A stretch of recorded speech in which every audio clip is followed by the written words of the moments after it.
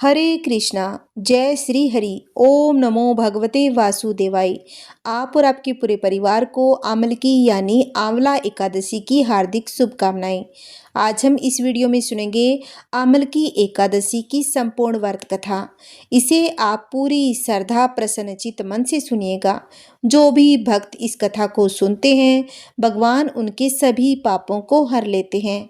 तो आइए भक्तों, पूरी श्रद्धा प्रसन्नचित मन से आज इन कथाओं का आनंद लेते हैं। एक बार प्रेम से बोलिए विष्णु भगवान की जय। युधिष्ठिर भगवान श्री कृष्ण से बोले कि हे भगवान, आपने मुझसे फाल्गुन महीने के कृष्ण पक्ष में आने वाली एकादशी, जिसे विजया एकादशी के नाम से भी जाना जाता है, बहुत ही अच्छे व सरल रूप वर्णन किया है। अब मैं आपसे विनती करता हूँ कि फाल्गुन माह के शुक्ल पक्ष में आने वाली एकादशी के बारे में मुझे कुछ जानकारी प्रदान करें। इस एकादशी का क्या नाम है, इसका विधान क्या है, इस व्रत के करने से किस प्रकार के फल की प्राप्ति होती है, सब विधि पूर्वक बताएं। भगवान श्री कृष्ण ने उनसे कहा कि हे राजन, फाल्गुन माह के शुक्ल पक्ष में आने वाली एकादशी को आमल की एकादशी कहा जाता है। जो भी व्यक्ति इस एकादशी का व्रत करता है तथा आमल की एकादशी की व्रत कथा सुनता है या पढ़ता है, उस व्यक्ति के जीवन के सभी पाप नष्ट हो जाते हैं। एक एकादशी व्रत करने से 1000 गायों का दान करने के समान पुण्य की प्राप्ति होती है। हे राजन, अब मैं आपको उस कथा के बारे में कहूँगा जो महर्षि वशिष्ठ जी ने राजा मदंता को सुनाई थी। राजा मदंता ने ऋषि वशिष्ठ जी से कहा कि हे ऋषिवर, कृपा मुझ पर कृपा करके एक ऐसे व्रत कथा कहिए जिसको केवल सुनने मात्र से ही मेरा उद्धार हो जावे। इस पर ऋषि वशिष्ठ जी ने कहा, हे मान्यवर, सभी व्रतों में से सबसे उत्तम तथा अंत में मोक्ष प्रदान करने वाली केवल आमल की एकादशी ही है। यह एकादशी फाल्गुन माह के शुक्ल पक्ष की तिथि को आती है। मैं इसकी कथा सुनाता हूँ, इसे तुम ध्यान पूर्वक सुनना। एक वैदिक नाम का राज्य था। उस राज्य में ब्राह्मण, स्त्रिय, वैश्य तथा शूद्र चारों वर्णों के लोग बहुत ही आनंद के साथ रहते थे। उस नगरी में हमेशा केवल वेदों की ध्वनि ही सुनाई देती थी तथा पाप द्वेष आदि उस राज्य में कुछ भी नहीं था। उस राज्य के शासक का नाम चेतरथ था। वह राजा बहुत ही विद्वान तथा धर्मी था। उस राज्य में कोई भी व्यक्ति गरीब या कंजूस नहीं था। वहाँ की एक बात बहुत ही अद्भुत थी कि उस नगर के संपूर्ण लोग केवल भगवान विष्णु के भक्त थे तथा सभी लोग एकादशी तिथि का व्रत किया करते थे। एक बार जब फाल्गुन माह के शुक्ल पक्ष की आमल की एकादशी आई तो उस राज्य के राजा, उनकी प्रजा तथा सभी लोगों के द्वारा इस एकादशी का बहुत ही उत्साह के साथ उपवास किया गया। इसके बाद राजा अपनी संपूर्ण सेना के साथ मंदिर गए व मंदिर जाकर कुंभ स्थापित करके धूप, नैवेद्य, पंचरत्न इत्यादि से आंवले के पौधे का पूजन करने लगे। इसके बाद इस प्रकार से स्तुति करने लगे, हे धात्री, आप ब्रह्म स्वरूप हो, आप ब्रह्मा जी के द्वारा उत्पन्न हुए हो तथा समस्त पापों का नाश करने वाले हो। कृपा करके मेरा आरोग्य को स्वीकार करें। आप भगवान हरि रामचंद्र जी के द्वारा समर्पित हैं। मैं आपसे यह प्रार्थना करता हूँ कि आप मेरे सभी पापों को नष्ट कर दे। इसके बाद सभी नगरवासियों ने उस मंदिर में रात्रि को जागरण किया। रात के उस मंदिर में एक बहेलिया आया जो कि बहुत पापी तथा दुराचारी प्रवृत्ति का था।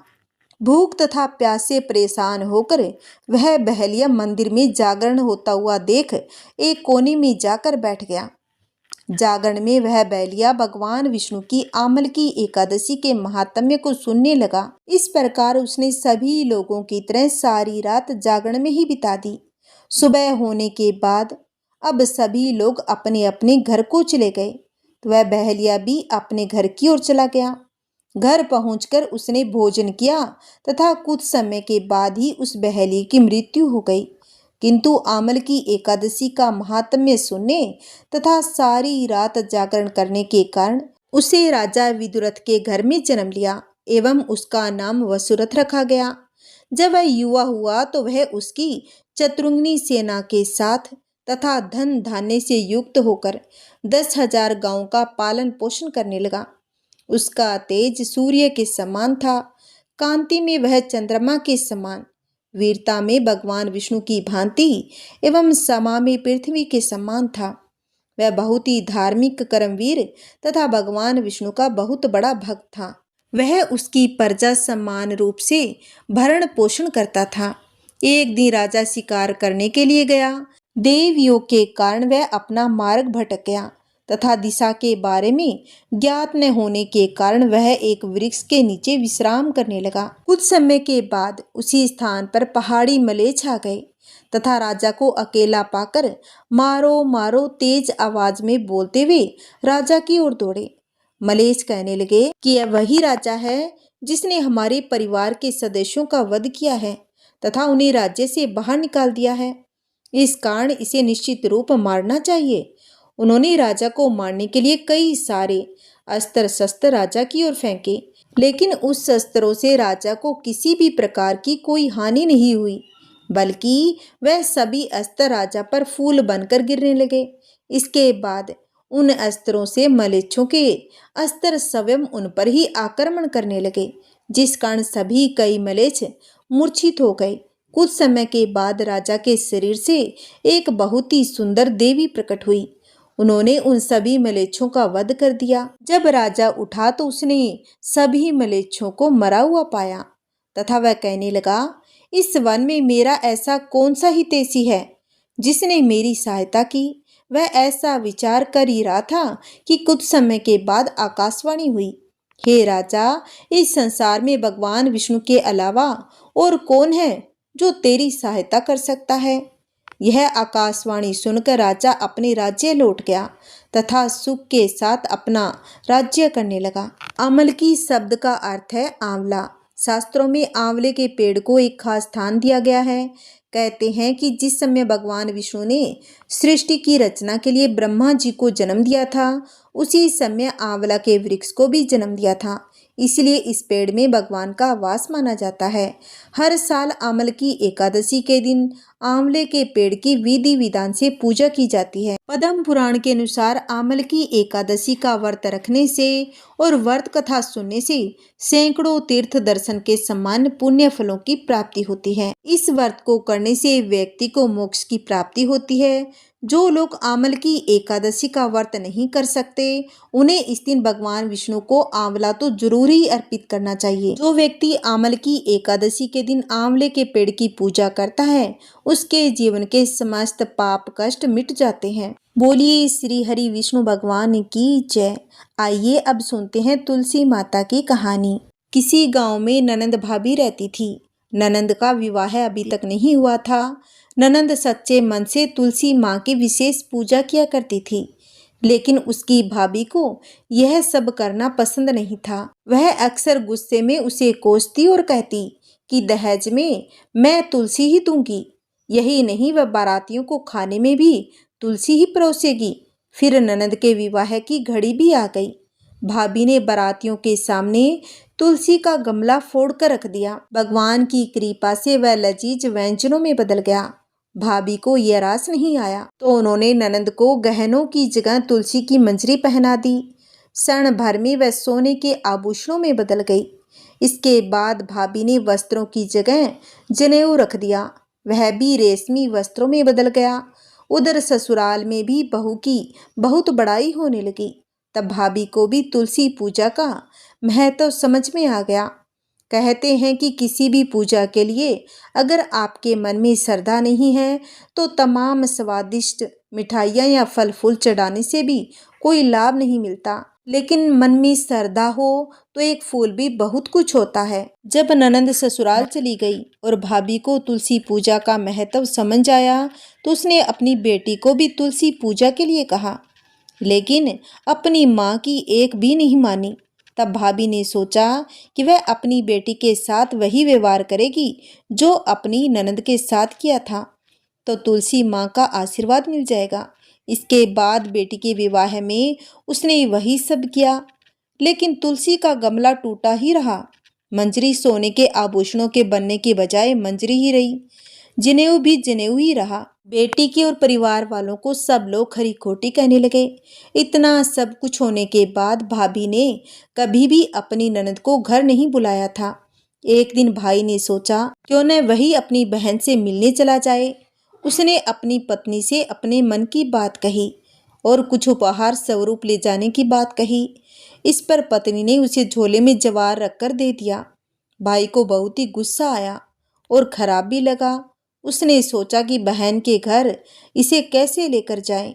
तब उसने गौशाला में गाय के सामने वह थैला पलट दिया। तुलसी माँ की कृपा से वह सारा जवार सोने चांदी में बदल गया। इसके बाद गोपालक ने कहा, वह सोने चांदी गाय को क्यों दे रहे हो?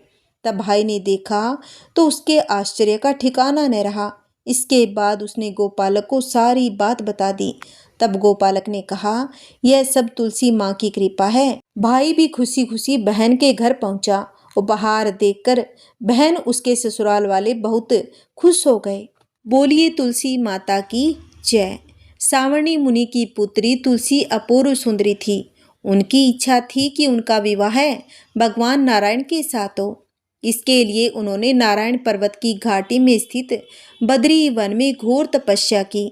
दीर्घ काल तक तपस्या के उपरांत ब्रह्मा जी ने प्रसन्न होकर दर्शन दिया और वर मांगने को कहा। तुलसी ने कहा कि हे सृष्टिकर्ता ब्रह्मादेव, आप तो अंतर्यामी हैं, सबके मन की बात को जानते हैं। फिर भी मैं अपनी इच्छा बताती हूँ। मैं चाहती हूँ कि भगवान श्री नारायण मुझे पति रूप में मिले। ब्रह्मा ने कहा कि तुम्हारा अभिष्ट तुम्हें अवश्य मिलेगा। अपने पूर्व जन्म में किसी अपराध के कारण तुम्हें शाप मिला है। इसी प्रकार भगवान श्री नारायण के एक पार्षद को भी दानव कुल में जन्म लेने का श्राप मिला है। दानव कुल में जन्म के बाद भी उसमें नारायण का अंश विद्यमान रहेगा। इसीलिए इस जन्म में पूर्व जन्म के पाप के शमन के लिए संपूर्ण नारायण तो नहीं, नारायण के अंश से युक्त दानव कुल में जन्मे उस श्रापग्रस्त पार्षद से तुम्हारा विवाह होगा। शाप मुक्त होने पर भगवान श्री नारायण सदा सर्वदा के लिए तुम्हारे पति हो जाएंगे। तुलसी ने ब्रह्मा के इस वरदान को स्वीकार कर लिया, क्योंकि मानव कुल में जन्म के कारण उसे मायावी भोग तो भोगना ही था। तुलसी बद्री वन में ही रहने लगी। नारायण का वह पार्षद दानव कुल में शंखचूड़ के नाम से पैदा हुआ था। कुछ ही दिनों के बाद वह भ्रमण करता हुआ बद्री वन में आया। यहाँ तुलसी को देखते ही वह उस पर मुग्ध हो गया। तुलसी के सामने उसने अपने साथ विवाह का प्रस्ताव रखा। इतने में ही वहां ब्रह्मा जी आ गए और तुलसी से कहा कि तुलसी, शंखचूड़ को देखो, कैसा देव उपम इसका स्वरूप है। दानव कुल में जन्म लेने के बाद भी लगता है जैसे इसके शरीर में नारायण का वास हो। तुम प्रस्ताव को शीघ्र ही स्वीकार कर लो। तुलसी को भी लगा कि उसकी तपस्या पूर्ण हो गई है, उसे इच्छित फल मिला है। शंखचूड़ के साथ उसका गांधार विवाह हो गया और वह शंखचूड़ के साथ उसके महल में पत्नी बनकर आ गई। शंखचूड़ ने अपनी परम सुंदरी सती साध्वी पत्नी तुलसी के साथ बहुत दिनों तक राज्य किया। उसने अपने राज्य का इतना विस्तार किया कि देवलोक तक उसके अधिकार में आ गया।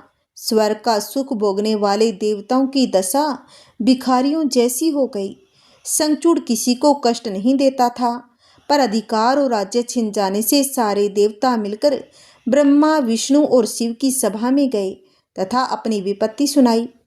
ब्रह्मा जी ने कहा कि तुलसी परम साध्वी है, उसका विवाह शंखचूड़ से मैंने ही कराया था।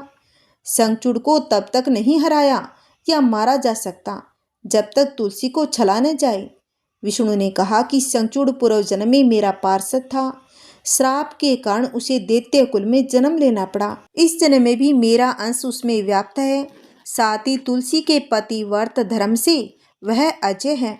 फिर देवताओं की सहमति से भगवान शिव ने शंखचूड़ के पास संदेश भेजा, या तो वह देवताओं का राज्य लौटा दे या फिर उनसे युद्ध करे। शंखचूड़ शंकर के पास पहुंचा। उसने कहा कि हे देवादिदेव, आपके लिए देवताओं का पक्ष लेना उचित नहीं है। राज्य बढ़ाना हर राजा का कर्तव्य है। मैं किसी को दुख नहीं दे रहा हूँ। देवताओं से कहिए वे मेरी प्रजा होकर रहे। मैंने आपका भी कोई उपकार नहीं किया है। हमारा आपका युद्ध शोभा नहीं देता। अगर आप हार गए तो बड़ी लज्जा की बात होगी। अगर मैं हार गया तो आपकी कीर्ति बहुत अधिक नहीं बढ़ेगी। भगवान शंकर हंसे। वे तो सब रहस्य समझते थे। तुलसी और शंखचूड़ के पूर्व जन्म के शाप की अवधि लगभग पूरी हो चुकी थी। बोले, इसमें कीर्ति और लज्जा की बात नहीं। तुम देवों का राज्य लौटाकर उन्हें उनके पद पर प्रतिष्ठित होने दो। युद्ध से बचने का यही एक उपाय है। शंखचूड़ ने कहा, मैंने युद्ध के बल से देवलोक जीता है। कोई उसे युद्ध के द्वारा ही वापस ले सकता है। यह मेरा अंतिम उत्तर है। मैं जा रहा हूँ। ऐसा कहकर शंखचूड़ चला गया। उसने अपनी पत्नी तुलसी को सारी बात बताई और कहा कि कर्म भोग सब काल सूत्र में बंधा है। जीवन में हर शोक भय सुख दुख मंगल अमंगल काल के दिन है। हम तो केवल निमित्त है। संभव है तो भगवान शिव देवों का पक्ष लेकर मुझसे युद्ध करे।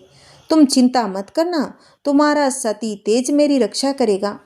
दूसरे दिन भगवान शंकर के नेतृत्व में देवताओं ने युद्ध छेड़ दिया।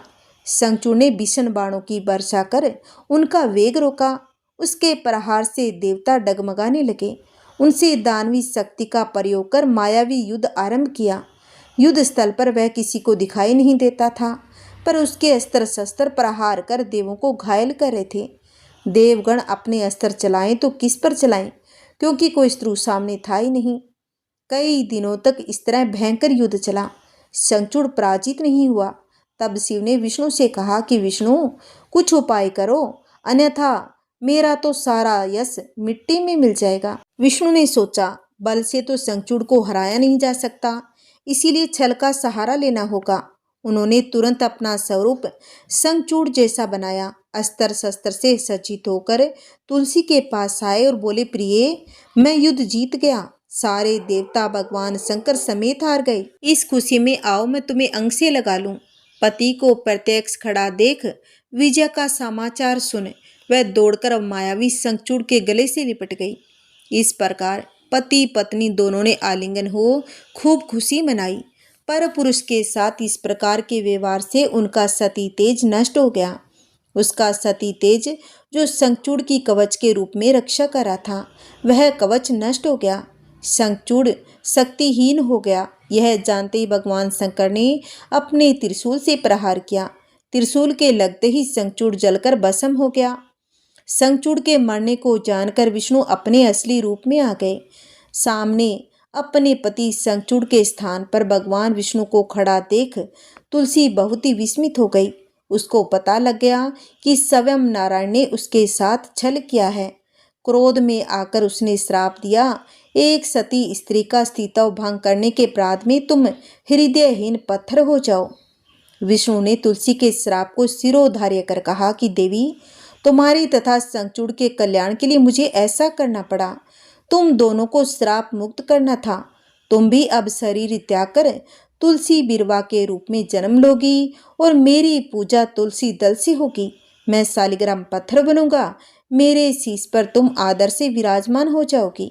तुम्हारे पति की हड्डियों के चूर्ण से शंख की उत्पत्ति होगी। उस शंख ध्वनि से देवताओं तथा मेरी पूजा आराधना होगी। जहाँ शंख ध्वनि होगी वहाँ मंगल में मैं विराजमान रहूँगा। तुमने पूर्व जन्म में बद्री वन में मुझे पाने के लिए बड़ी तपस्या की थी। अब अगले जन्म में नारायण पत्थर के रूप में बद्री वन में स्थापित होऊंगा और मेरी पूजा अर्चना फल फूल से न होकर तुम्हारे तुलसी दल से होगी। मेरे शीश पर विराजमान होकर तुम मुझसे भी ऊंचा पद प्राप्त कर लोगी।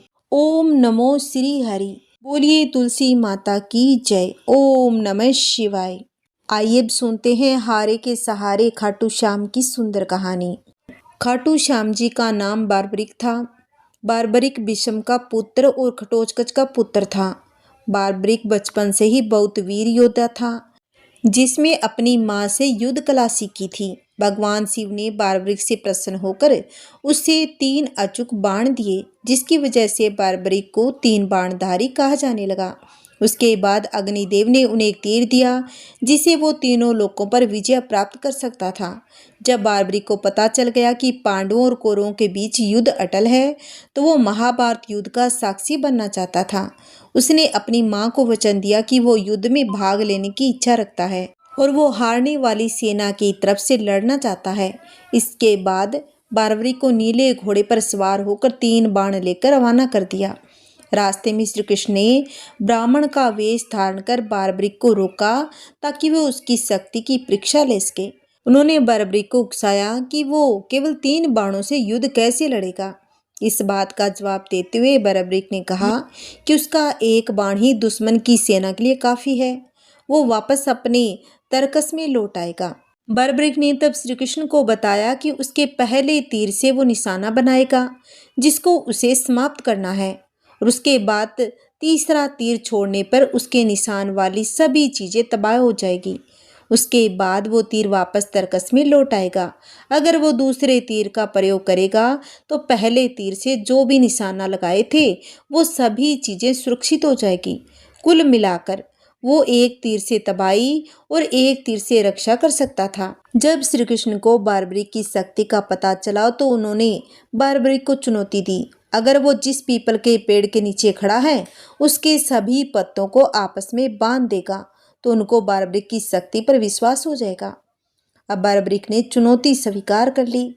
उधर तीर छोड़ने से पहले ध्यान लगाने के लिए आंखें बंद कर दी। तब श्री कृष्ण ने बारबरी को पता लगे बिना पीपल की एक पत्ती को तोड़कर अपने पैरों के नीचे छुपा लिया। अब बारबरी ने एक बाण से सभी पत्तियों पर निशान कर दिए और श्री कृष्ण के पैरों के पास चक्कर लगाने लगे। श्री कृष्ण से कहा कि एक पत्ता आपके पैर के नीचे दबा हुआ है, अपने पैर हटा लीजिए वरना आपके पैरों पर चोट लग जाएगी। इसके बाद श्री कृष्ण ने बारबरी से पूछा कि वे युद्ध में किसकी तरफ से शामिल होंगे। बारबरी ने जवाब दिया कि जो पक्ष हारेगा वह उनकी तरफ से युद्ध लड़ेंगे। श्री कृष्ण को ज्ञात था कि युद्ध में हार तो कौरवों की होनी है। ऐसे में अगर बारबरी ने उनके साथ युद्ध लड़ा तो गलत परिणाम सामने आ सकते हैं। उन्होंने बारबरी को रोकने के लिए उनसे दान की मांग व्यक्त की। दान में उन्होंने बारबरी का सिर मांगा। बारबरी ने कहा कि मैं दान जरूर दूंगा। उन्होंने श्री कृष्ण के चरणों में अपना सिर काट कर रख दिया और उनसे आखिरी इच्छा व्यक्त की। उन्होंने कहा कि वे महाभारत का युद्ध अंत तक अपनी आंखों से देखना चाहते हैं। श्री कृष्ण ने उनकी इच्छा स्वीकार करते हुए बारबरी के सिर को युद्ध वाली जगह पर एक पहाड़ी के ऊपर रख दिया जहां से बारबरी ने अपनी आंखों से अंत तक महाभारत युद्ध देखा। युद्ध के बाद पांडव लड़ने लगे कि युद्ध में जीत का श्रेय किसको हो जाता है। तब बारबरी ने कहा कि श्री कृष्ण के कारण वे युद्ध जीते हैं। श्री कृष्ण बारबरी के इस बलिदान से बहुत ही प्रसन्न हुए। उन्हें कलयुग में श्याम के नाम से भी पूजे जाने का अनमोल वचन हुआ। महाभारत युद्ध के बाद बारबरी का सिर खाटू गांव में दफनाया गया था, इसलिए उन्हें खाटू श्याम बाबा कहा जाता है। एक बार एक गांव में गाय अपने स्तनों से इस जगह पर दूध बहा रही थी। जब लोगों ने देखा तो आश्चर्य किया। जब इस जगह को खोदा गया तो बारबरी का कटा हुआ सिर मिला। इस सिर को एक ब्राह्मण को सौंप दिया गया। वह उसकी रोज पूजा करने लगा। एक दिन खाटू नगर के राजा रूप सिंह को सौंपन में मंदिर का निर्माण कर बारबरी का सिर मंदिर में स्थापित करने के लिए कहा गया। कार्तिक महीने की एकादशी को बारबरी का शीश में मंदिर सुशोभित किया जिसे बाबा खाटू श्याम जी के नाम से जाना जाने लगा। यह मंदिर बहुत ही प्रसिद्ध है। भारत देश के सबसे पूजनीय देवी देवताओं में से एक खाटू श्याम जी हिंदू भक्तों में बहुत ही मान्यता है। जय श्री कृष्णा, राधे राधे। आइए अब सुनते हैं ग्यारस माता की कहानी। एक बूढ़ी अम्मा ने एक बार निर्जला एकादशी का व्रत रखा। बड़ी ही भाव भक्ति से पूजा अर्चना की। उन्हें वृद्धावस्था में क्या बाधा थी, वे तो अपने पुत्र पौत्रों की सुख सुविधा के लिए व्रत रखने लगी थी। वे दिन भर तो जरा कठोर मन करके अपनी प्यास को रोके रखी। दिन में पूजा पाठ किया, कथा सुनी, पंडित जी को मिट्टी के पात्र में भरकर पानी और ऋतु फल दान में दिए। दोना भर भर कर बूरा वितरण किया। उन्हें गर्मी के कारण बहुत बेचैनी हो रही थी। इस कारण से बड़ी देर तक पानी में पड़ी रही, पानी के कुल्ला करती रही, मुँह धोती रही। तब कहीं थोड़ा बहुत धैर्य बंद पाया। धूप तो तेज पड़ रही थी, इस कारण बार बार मुंह सूख रहा था। बूढ़ी अम्मा बहुत बेचैन हो रही थी। एक बुढ़ापा, दूसरे ये भयंकर गर्मी। वृद्धावस्था की स्थिति तो कुछ दूसरी ही प्रकार की होती है। जैसे तैसे रो धोकर दिन तो कट पाया, अब पहाड़ सी रात सामने थी। उसका कटना बड़ा ही कठिन दिखाई दे रहा था। खटिया पर पड़े शांति नहीं मिल रही थी। वे बार बार करवट बदल रही थी।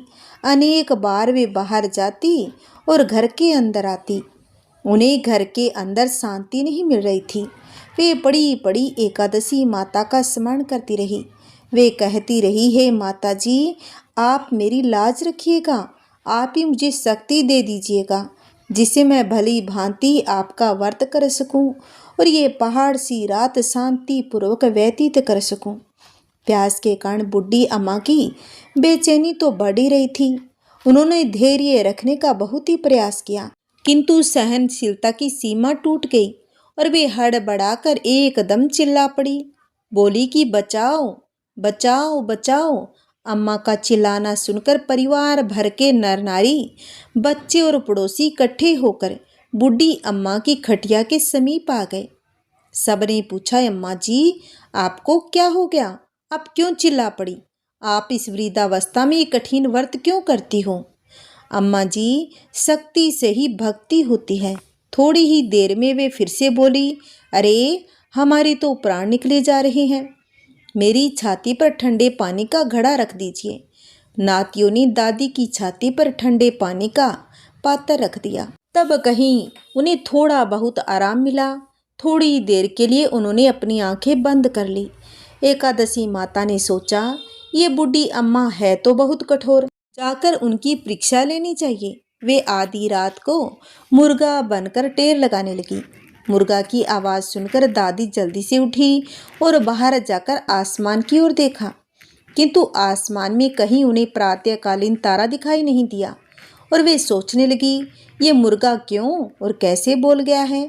उन्हें प्यास तो बढ़ ही रही थी। थोड़ा बहुत उनका मन भी विचलित होने लगा, किंतु अंत में उन्होंने दृढ़ निश्चय किया कि वे अब व्रत को पूर्ण करके ही छोड़ेगी, चाहे भले ही मेरे प्राण निकल जाए। ये सोचकर फिर वे खटिया पर शिथिल होकर लेट गई। थोड़ी ही देर में एकादशी माता ने उनकी फिर से परीक्षा लेनी चाहिए। एक छोटी सी बालिका एक गिलास में शरबत लेकर उनके सिरहाने आकर खड़ी हो गई और जोर से बोली, दादी जी, सुबह हो गई है, आप हाथ मुंह धोकर शरबत पी लीजिए। पहले तो शरबत का गिलास देकर उनका मन ललचाने लगा, किंतु अचानक बुढ़िया को व्रत का स्मरण हो गया। उन्होंने सोचा, मैं किसी भी प्रकार से अभी शरबत नहीं पी सकती हूँ। वे शांति पूर्वक अपनी चारपाई पर आकर लेट गई। फिर थोड़ी ही देर में उन्हें ऐसा लगा जैसे किसी ने उन्हें पानी के कुएं में पटक दिया हो।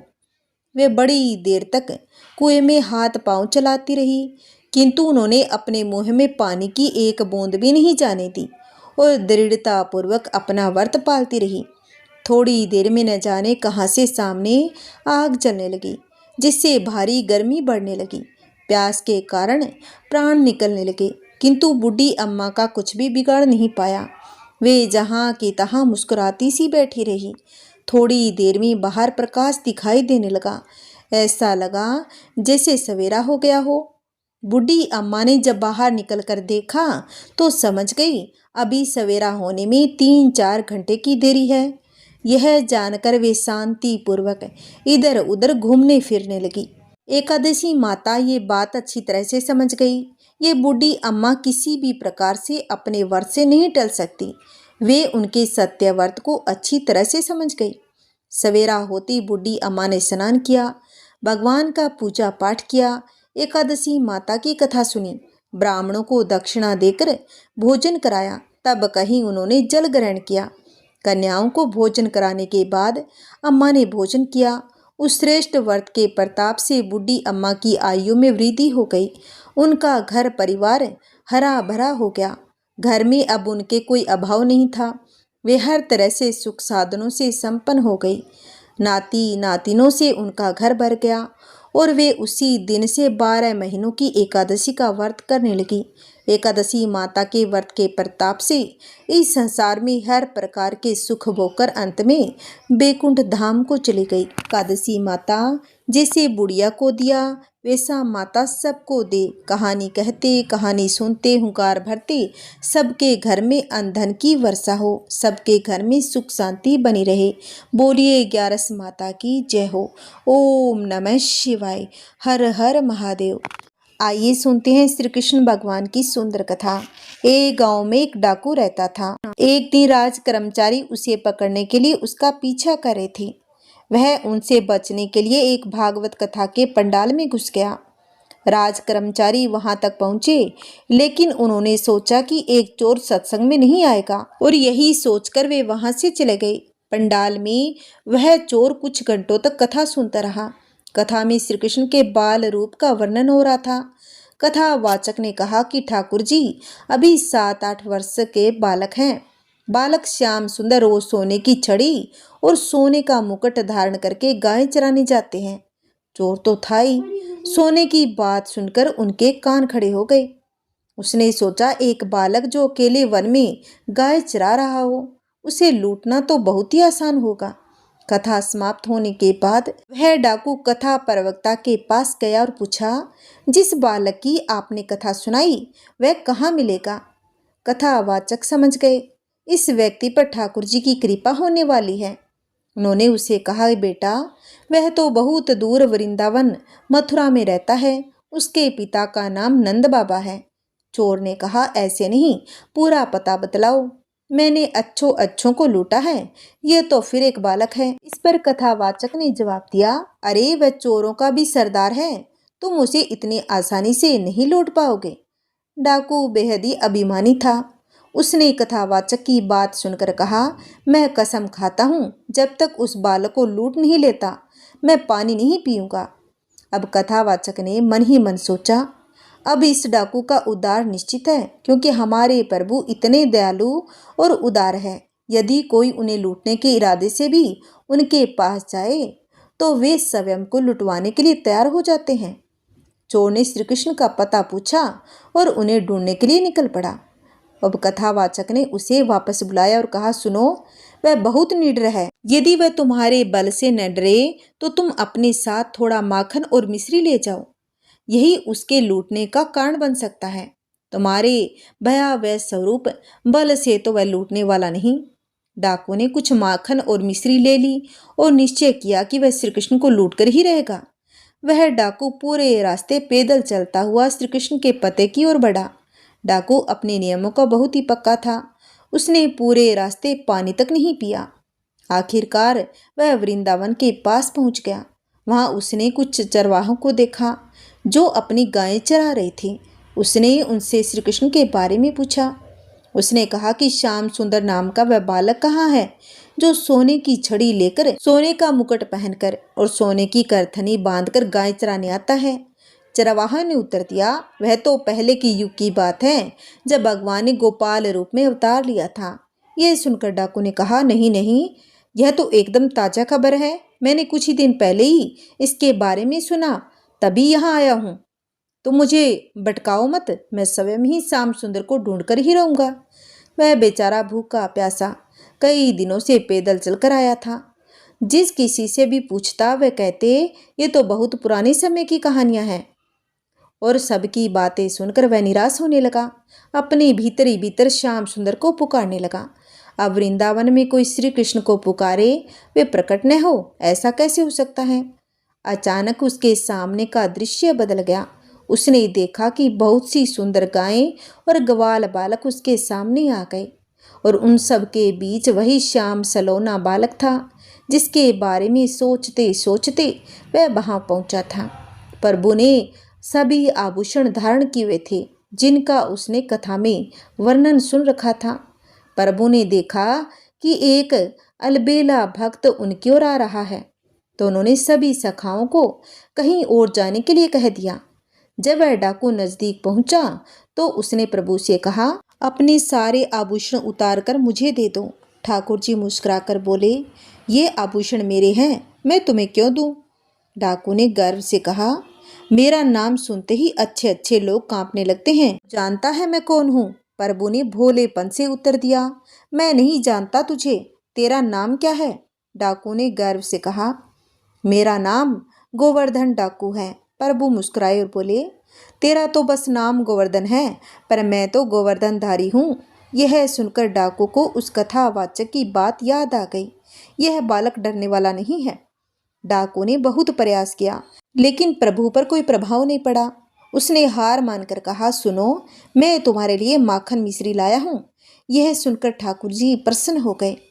उन्होंने सोचा, दुष्ट होने के बावजूद इसने भागवत कथा पर इतना विश्वास किया और मुझे ढूंढते हुए यहाँ तक आ गया। ठाकुर जी ने माखन चखा और मुस्कुराते हुए कहा, तुम भी इतने दिन से भूखा है, ये बचा हुआ माखन खा ले।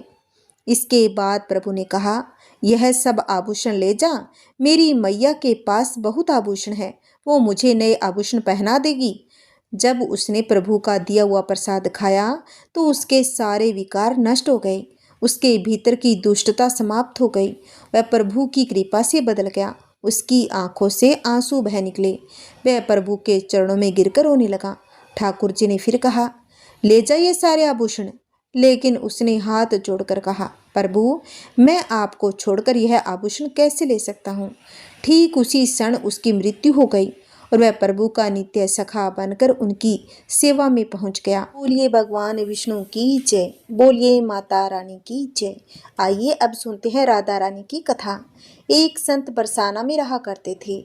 हर रोज सुबह उठकर यमुना जी में स्नान करके राधा जी के दर्शन करने जाया करते थे। यह नियम हर रोज का था। जब तक राधा रानी के दर्शन नहीं कर लेते थे, तब तक जल भी ग्रहण नहीं करते थे। दर्शन करते करते उनकी उम्र 80 वर्ष की हो गई थी। आज सुबह उठकर रोज की तरह उठे, यमुना में स्नान किया, राधा रानी के दर्शन को चले गए। मंदिर के पट खुले और राधा रानी के दर्शन करने लगे। दर्शन करते करते संत के मन में भाव आया कि मुझे राधा रानी के दर्शन करते करते आज 80 वर्ष हो गए हैं, लेकिन मैंने आज तक राधा रानी को कोई वस्त्र नहीं चढ़ाया। लोग राधा रानी के लिए कोई नारियल लाता है, कोई चुनरिया लाता है, कोई चूड़ी लाता है, कोई बिंदी लाता है, कोई साड़ी लाता है, कोई लहंगा चुनरिया लाता है, लेकिन मैंने तो आज तक कुछ भी नहीं चढ़ाया। यह विचार संत के मन में आया कि जब सभी मेरी राधा रानी के लिए कुछ न कुछ लाते हैं, तो मैं भी अपनी राधा रानी के लिए कुछ ना तो जरूर लेकर जाऊंगा। लेकिन क्या लाऊं जिससे मेरी राधा रानी बहुत ही खुश हो जाए। तो संत जी यह सोचकर अपनी कुटिया में आ गए। सारी रात सोचते सोचते सुबह हो गई। उठकर स्नान किया। आज अपनी कुटिया में ही राधा रानी के दर्शन पूजन किए। दर्शन के बाद बाजार में जाकर सबसे सुंदर वाला लहंगा चुनरिया का कपड़ा लाए और अपनी कुटिया में आकर के अपने ही हाथों से लहंगा चुनरिया को सीला और सुंदर से सुंदर उस पर लहंगा चुनरिया में गोटा लगाया। जब पूरी तरह से लहंगा चुनरिया को तैयार कर लिया तो मन में सोचा, इस लहंगा चुनरिया को अपनी राधा रानी को पहनाऊंगा तो बहुत ही सुंदर मेरी राधा रानी लगेगी। यह सोच करके आज संत जी उस लहंगा चुनरिया को लेकर राधा रानी के मंदिर को चले। मंदिर की सीढ़ियां चढ़ने लगे और अपने मन में सोच रहे थे, आज मेरे हाथों से बनाई हुई लहंगा चुनरिया राधा रानी को पहनाऊंगा तो मेरी लाडली खूब सुंदर लगेगी। यही सोचकर जा रहे थे, इतने में एक बनारस की लड़की लाली आई और बाबा से कहती है कि बाबा, आज बहुत ही खुश हो, क्या बात है बाबा, बताओ ना। तो बाबा ने कहा कि लाली, आज मैं बहुत खुश हूँ। आज मैं अपने हाथों से राधा रानी के लिए लहंगा चुनरिया बना के लाया हूँ। इस लहंगा चुनरिया को राधा रानी जी को पहनाऊंगा और मेरी राधा रानी बहुत ही सुंदर दिखेगी। उस लाली ने कहा, बाबा मुझे भी दिखाओ ना, आपने लहंगा चुनरिया कैसा बनाया है। लहंगा चुनरिया को देखकर वो लड़की बोली, अरे बाबा, राधा रानी के पास तो बहुत सारी पोशाक है, यह तो मुझे दे दो ना। तो महात्मा जी बोले, बेटी तुमको मैं दूसरी बाजार से लाकर दे दूंगा, यह तो मैं अपने हाथ से बनाकर राधा रानी के लिए लेकर जा रहा हूँ, तुमको कोई दूसरी दिलवा दूंगा। लेकिन उस छोटी सी बालिका ने उस महात्मा का दुपट्टा पकड़ लिया और बाबा ये मुझे दे दो। पर संत भी जिद करने लगे, दूसरी दिलवाऊंगा, यह नहीं दूंगा। लेकिन वो बच्ची भी इतनी तेज थी कि संत के हाथ से छुड़ा लहंगा और चुनरिया को छीनकर भाग गई। अब तो बाबा बहुत ही दुखी हो गए। मैंने आज तक राधा रानी को कुछ नहीं चढ़ाया, लेकिन जब लेकर जा रहा था तो लाली लेकर भाग गई। मेरा तो जीवन ही खराब है, अब क्या करूँगा। यही सोचकर संत उसी सीढ़ियों पर बैठे और रोने लगे। इतने में कुछ संत वहाँ आए और पूछा, क्या बात है बाबा, आप रो क्यों रहे हो? तो बाबा ने उन संतों को पूरी बात बता दी। संतों ने बाबा को समझाया और कहा, आप दुखी मत हो, कल दूसरी लहंगा चुनरिया बना के राधा रानी को पहना देना। चलो राधा रानी के दर्शन कर लेते हैं। इस प्रकार संतों ने बाबा को समझाया और राधा रानी के दर्शन को लेकर चले गए। रोना तो बंद हुआ, लेकिन मन खराब था क्योंकि कामना पूरी नहीं हुई। तो अनमने मन से राधा रानी का दर्शन करने संत जा रहे थे और मन में यही सोच रहे थे कि मुझे लगता है कि किशोरी जी की इच्छा नहीं थी, शायद राधा रानी मेरे हाथ से बनी पोशाक पहनना ही नहीं चाहती थी। यही सोचकर बड़े दुखी होकर जा ही रहे थे। मंदिर आकर राधा रानी के पट खुलने का इंतजार करने लगे। थोड़े ही देर बाद मंदिर के पट खुले तो संतों ने कहा, बाबा देखो तो, आज हमारी राधा रानी बहुत ही सुंदर लग रही है। संतों की बात सुन करके जैसे ही बाबा ने अपना सिर उठाकर देखा, जो लहंगा चुनरिया बाबा ने अपने हाथों से बनाकर लाए थे वही आज राधा रानी ने पहन रखा था। बाबा बहुत ही खुश हो गए और राधा रानी से कहा कि हे राधा रानी, आपको इतना भी सब्र नहीं रहा, आप मेरे हाथों से मंदिर की सीढ़ियों से लेकर भाग गई, ऐसा क्यों? सर्वेश्वरी श्री राधा रानी ने कहा कि बाबा, आपके भाव को देखकर मुझसे रहा नहीं गया और ये केवल पोशाक नहीं है, इसमें आपका प्रेम है, इसीलिए तो मैं खुद ही आकर के आपसे लहंगा चुनरिया छीन कर भाग गई थी। इतना सुनकर के बाबा भाव विभोर हो गए और बाबा ने उसी समय किशोरी जी का धन्यवाद दिया। जय श्री राधे राधे, हरे कृष्णा। आइए भक्तों, अब हम सुनेंगे एकादशी माता की आरती। ओम जय एकादशी माता मैया, जय एकादशी माता। विष्णु पूजा व्रत को धारण करे, विष्णु पूजा व्रत को धारण करे, शक्ति मुक्ति पाता। ओम जय एकादशी माता। तेरे नाम गिनाऊं देवी, भक्ति प्रदान करनी मैया, भक्ति प्रदान करनी। गण गौरव की देनी, गण गौरव की देनी, माता शास्त्रों में वरनी। ओम जय एकादशी माता। मार्गशीर्ष के कृष्ण पक्ष की उत्पन्न विश्वतारिणी जनी मैया, उत्पन्न विश्वतारिणी जनी। शुक्ल पक्ष में हुई मोक्षता, शुक्ल पक्ष में हुई मोक्षता, मुक्तिदाता बने आई। ओम जय एकादशी माता। पोष के कृष्ण पक्ष की सफला नामक है मैया, सफला नामक है। शुक्ल पक्ष में होए पुत्रदा, शुक्ल पक्ष में होए पुत्रदा, आनंद अधिक रहे। ओम जय एकादशी माता। नाम सटिला माघ मास में कृष्ण पक्ष आवे मैया, कृष्ण पक्ष आवे। शुक्ल पक्ष में जया कहावे, शुक्ल पक्ष में जया कहावे, विजय सदा पावे। ओम जय एकादशी माता। विजया फागुन कृष्ण पक्ष में, शुक्ला आमल की मैया, शुक्ला आमल की। पाप मोचनी कृष्ण पक्ष में, पाप मोचनी कृष्ण पक्ष में, चेतर महाबली की। ओम जय एकादशी माता। चैत्र शुक्ल में नाम कामदा, धन देने वाली मैया, धन देने वाली। नाम वरुथनी कृष्ण पक्ष में, नाम वरुथनी कृष्ण पक्ष में, बैसाख माहवाली। ओम जय एकादशी माता। शुक्ल पक्ष में होए मोहिनी, अपरा ज्येष्ठ कृष्ण पक्ष की मैया, अपरा ज्येष्ठ कृष्ण पक्ष की। नाम निरजला सब सुख करनी, नाम निरजला सब सुख करनी, शुक्ल पक्ष रखी। ओम जय एकादशी माता। योगिनी नाम आषाढ़ में जानो, कृष्ण पक्ष करनी मैया, कृष्ण पक्ष करनी। देवशयनी नाम कहायो, देवशयनी नाम कहायो, शुक्ल पक्ष धरनी। ओम जय एकादशी माता। कामिका श्रावण मास में आवी, कृष्ण पक्ष कहिए मैया, कृष्ण पक्ष कहिए। श्रावण शुक्ला होए पवित्रा, श्रावण शुक्ला होए पवित्रा, आनंद से रहिए। ओम जय एकादशी माता।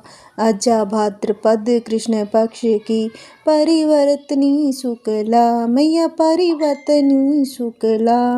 इंदिरा आश्विन कृष्ण पक्ष में, इंदिरा आश्विन कृष्ण पक्ष में, व्रत से भवसागर निकला। ओम जय एकादशी माता। पापा कुंसा है शुक्ल पक्ष में, आप हर निहारी मैया, पाप हर निहारी। रमा मास कार्तिक में आवे, रमा मास कार्तिक में आवे, सुखदायक भारी। ओम जय एकादशी माता। देव उठानी शुक्ल पक्ष की, दुख नाशक मैया, दुख नाशक मैया। पावन मास में करो विनती, पावन मास में करो विनती, पार करो नैया। ओम जय एकादशी माता। परमा कृष्ण पक्ष में होती, जन मंगल करनी मैया, जन मंगल करनी। शुक्ल मास में होए पद्मिनी, शुक्ल मास में होए पद्मिनी, दुखी दारिद्र हरनी। ओम जय एकादशी माता। जो कोई आरती एकादशी की भक्ति सहित गावे मैया, भक्ति सहित गावे। जन गुरुदिता स्वर का वासा, जन गुरुदिता स्वर का वासा, निश्चय वह पावे। ओम जय एकादशी माता। बोलिए एकादशी माता की जय। जय श्री कृष्णा। राधे राधे। अगर आपको मेरी कथाएं अच्छी लगी है तो वीडियो को लाइक करना, शेयर करना और कमेंट में हरे कृष्णा ज़रूर लिखना। अगर आपने अभी तक मेरे चैनल को सब्सक्राइब नहीं कर रखा है तो प्लीज़ मेरे इस चैनल को सब्सक्राइब ज़रूर करना। हरे कृष्णा हरे राम।